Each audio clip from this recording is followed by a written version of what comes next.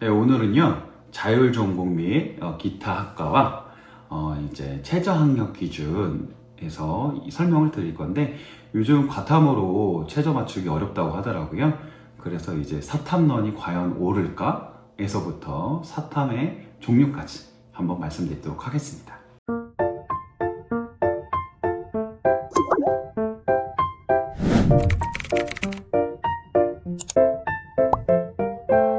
최저학력 기준과 이제 그 사탐런에 대해서 한번 좀 얘기를 해볼 텐데요. 요즘 친구들이 고민을 많이 해요. 과탐으로 그대로 갈지, 사탐으로 갈지, 아니면 사탐 원, 과탐 원, 이렇게 1+1로 갈지 여러 고민을 하시는데요. 오늘 이 강의 들으시면서 그 고민 해결해 보셨으면 좋겠습니다. 목차는요, 이제 자율전공 및 기타학과 최저학력 기준, 이렇게 한번 살펴볼 거고요. 그 다음에 사탐 특징과 사탐 성격 구분을 한번 해보도록 하겠습니다. 자율전공 및 기타학과 최저학력 기준입니다. 제가 왜 자율전공을 얘기하고 그랬는지 조금 이따가 말씀드릴게요. 고려대학교는 자율전공학부 학교 추천 국수영 탐구 4개 영역 중 3개 영역 등급합이 7 이내 및 한국사 4등급 이내인데요. 자율전공을 할 수 있다면 우리 친구들이 인기 있는 학과들 있잖아요. 뭐 경영학과라든지 뭐 기타 여러 학과들이 있죠. 그런 학과들을 선택할 수가 있어요. 그렇기 때문에 제가 한번 자율전공학부를 가져온 거예요. 친구들이 이제 대부분 난 경영 갈래, 뭐 난 컨공 갈래 이러면서 이제 막 그렇게 학종을 하고 교과를 하고 이렇게 지원을 하거든요. 근데 점수대가 매우 높잖아요. 그렇죠? 물론 자율전공학부도 매우 높긴 해요.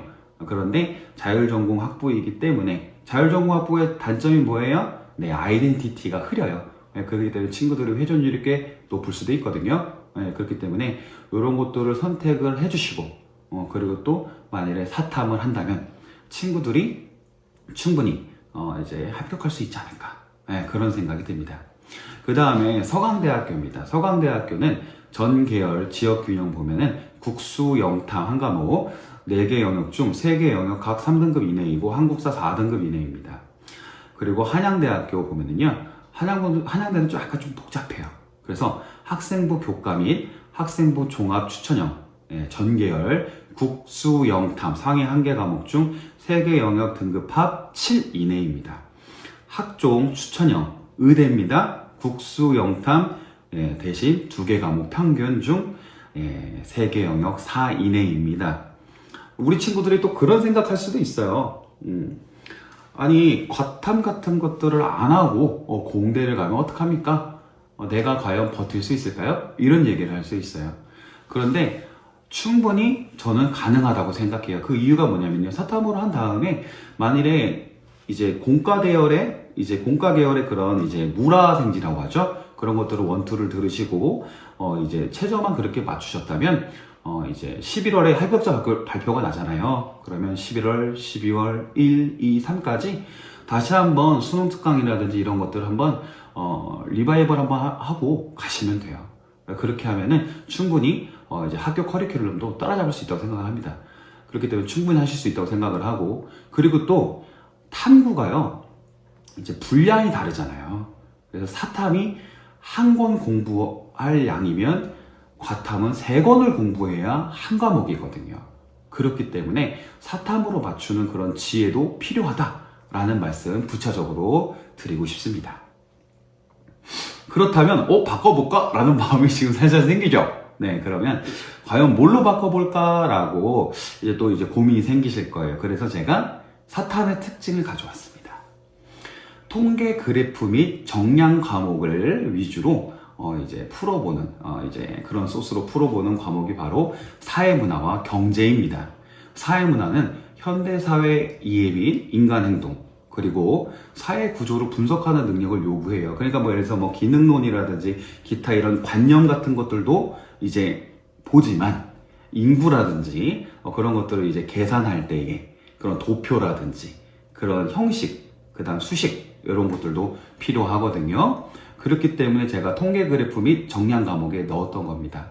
장점은요, 다른 사탐보다 공부량이 적어요. 아무래도 좀 관념이 좀 적습니다. 그런데 단점은 뭐냐면요. 도표 문항이 약 3문제 정도 나와요. 인구 부양비 등 이런 부분들이 좀 나오거든요. 그런데 이런 게 아무래도 이공계 친구들한테는 또 유리하게 작용할 수도 있을 거예요. 왜냐면은 여태까지 수식만 보고 산 친구들이잖아요. 그렇죠? 상대적으로 문과 친구들보다는 유리할 수도 있어요. 예, 그래서 한번 자세히 살펴봐 주시고요. 그 다음에 경제입니다.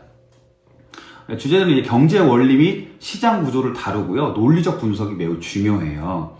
장점이 응시자 수는 적고 응시자 표본이 높아요. 예, 그래서 요즘 들어서야 약간 사탐이 이제 표점이 좀 올라갔잖아요. 예, 올라갔는데, 근데, 올라가기 전에는 유일하게, 이제 과탐에 비견할 수 있는 표점을 가질 수 있었던 게 바로 경제였어요. 예, 그렇기 때문에, 경제를 선택하시면 그만큼 표점 점수라든지 이런 거에 대해서 유리할 수 있다라는 말씀 드리고 싶고요. 하지만 그만큼, 이제 단점은 시간이 부족합니다. 시간이 부족하다는 건 뭐냐면요. 여러 가지 이제 계산해야 되는 부분들도 있고요. 그 다음에 읽는 데 있어서 뭐 금융의 이제 상식이라든지 재무의 상식이라든지 이런 부분들이 좀 많이 필요해요. 그렇기 때문에 친구들이 매우 어려울 수 있다라는 거 알아주셨으면 좋겠습니다. 좀 그런 느낌인 거죠. 물화생지 같은 거 솔직히 우리가 실생활에 쓰진 않잖아요. 예, 그래서 실험할 때 아니면 어떤 현상을 이제 표현하고 이해할 때 쓰죠. 예, 그렇기 때문에 그거랑 가장 근접한 비유를 할 수 있는 과목이 사탐에서 경제라고 할 수가 있습니다. 예, 그렇기 때문에 그건 좀 알아주셨으면 좋겠습니다. 예, 문과 사탐 친구들도 다 피하는 과목 중에 하나입니다. 네. 요건 제가 한번 좀 캐치프라이즈를 좀 달아봤습니다. 아느냐 잘해온다네에서 암기 과목입니다. 암기 위주 과목 역사입니다. 네, 쌍사라고도 하죠. 네, 동아시아사랑 세계사인데요. 문화랑 각 민족의 갈등, 분쟁, 문화혁명이라든지 이런 것들을 시계열 분석을 할 수 있는 능력을 가져야 합니다. 그래서 장점은 한 번 암기하면 안정적인 점수를 맞을 수 있어요. 예, 그리고 상식이 많은 학생들한테 매우 유리해요. 그러니까 흔히 얘기해서 뭐 초등학교 때부터 뭐 책을 읽었다는 등, 뭐 삼국지 읽었다는 등, 뭐 이런 친구들 있잖아요. 그렇죠? 네, 그런 친구들한테 매우 유리해요. 그런데 이게 지금 뭐라고 해요? 우리나라만 해도 무슨 역사라고 해요? 반만년 역사라고 하죠. 그렇죠?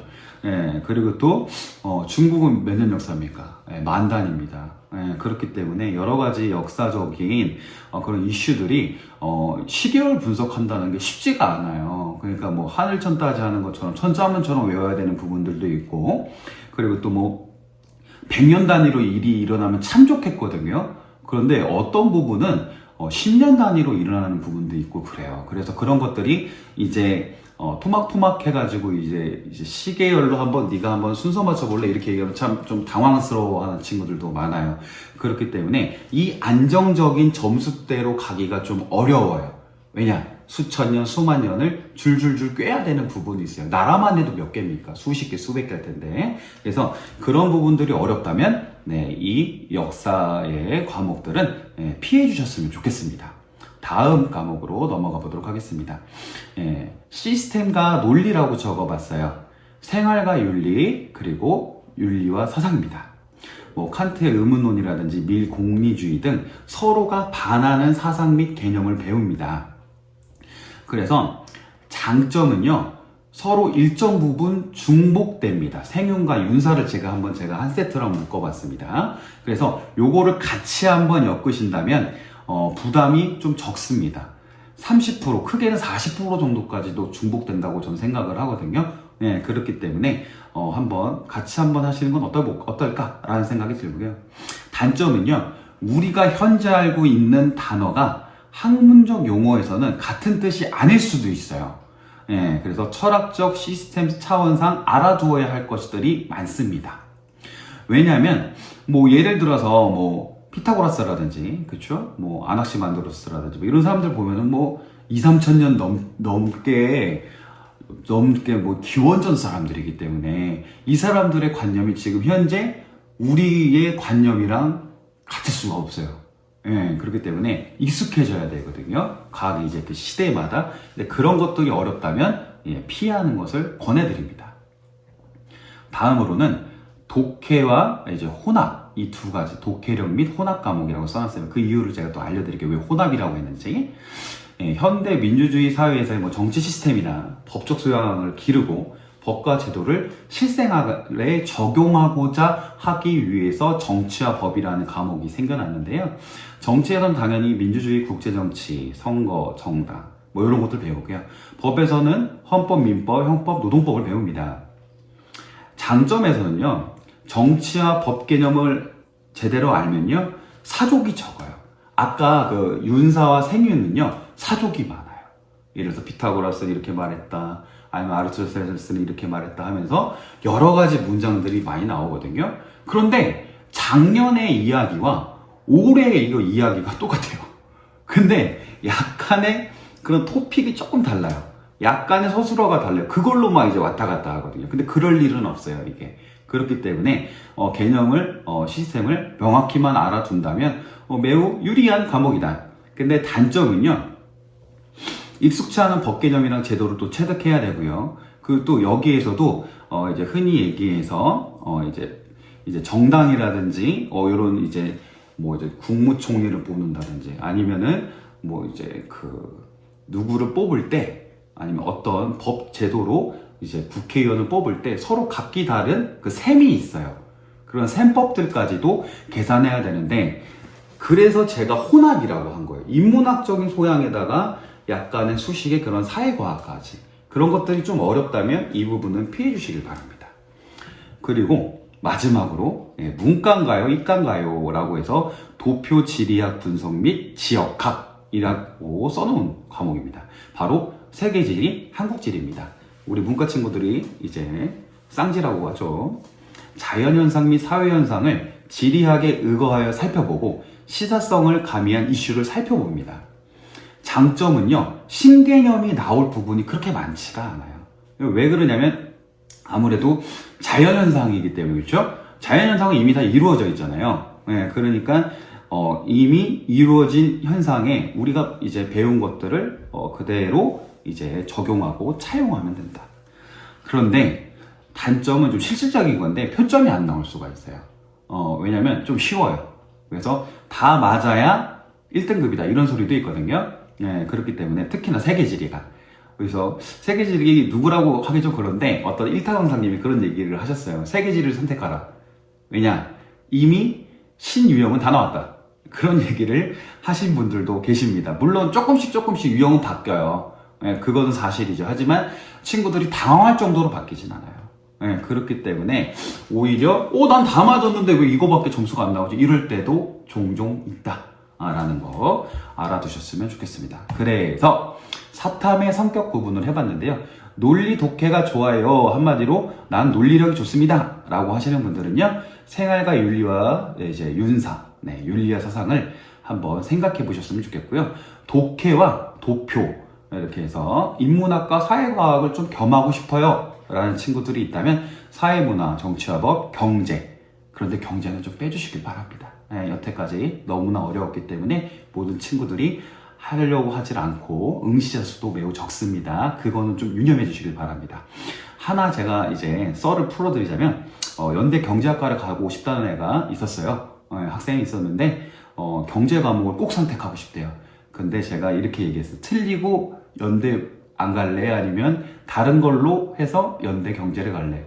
이렇게 설득을 해서 윤사랑 생윤으로 해가지고 연대 경제 간 친구도 있습니다. 그렇기 때문에 이런 것들도 생각해 보시면 좋겠고요. 그 다음에 전 암기 잘해요 이러면 동아시아사와 세계사, 이과와 최대로 닮았어요 하는 곳이 바로 세계지리와 한국지리입니다. 뭐 등고선이라든지 이런 것들도 사용하고요. 등고선 하면 어떤 생각나세요? 지구과학이 생각나죠. 그렇기 때문에 공부하시는데 익숙할 것이다. 그래서 지금 이과와 최대한 닮은 세계지리와 한국지리는 내가 그냥 이과에서 점수 때문에 살짝 좀 바꾸고 싶습니다. 이런 친구들이 있었으면 좋겠고, 이과 친구들 중에서도 난 사실 문과로인데 그냥 뭐 직장 잘 구한다고 해서 취업 잘 된다고 해서 뭐 이렇게 좀 실질적인 그 의미 때문에 바꾸신 분들 꽤 계시잖아요. 그런데 점수는 안 나오고 그래서 속상하신 분들은요, 이제 생윤, 윤상, 사회문학 이런 부분들을 한번 살펴보시면 좋겠습니다. 네, 오늘은 여기까지.